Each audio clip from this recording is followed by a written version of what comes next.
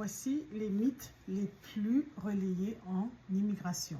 Parlons des 3 plus relayés, évidemment. N'oubliez pas de joindre cette page Coloco Immigration sur YouTube, comme ça vous n'allez pas rater justement des informations à propos de l'immigration. Maintenant, on commence.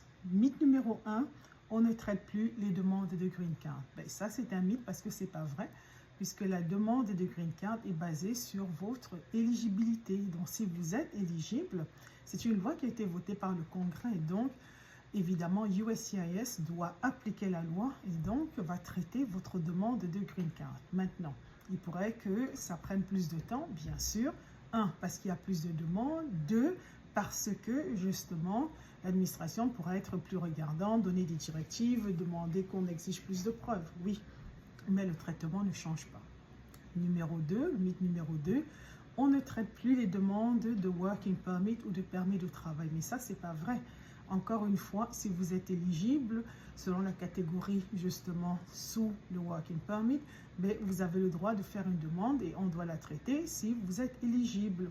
Encore une fois, il y a de plus en plus de demandes, donc les délais sont plus longs et d'où le sentiment qu'on a arrêté de traiter les demandes de permis de travail. Donc, c'est pas vrai. Et finalement, on ne traite plus, on n'accepte plus les demandes d'asile.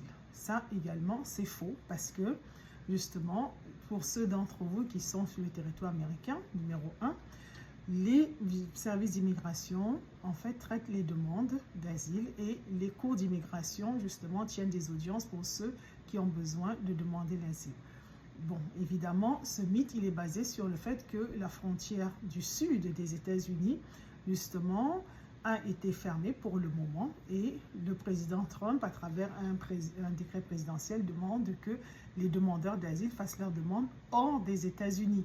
Ça ne veut pas dire qu'on ne traite pas, c'est juste que si vous êtes hors des États-Unis, vous allez devoir attendre qu'on traite votre demande à l'extérieur des États-Unis.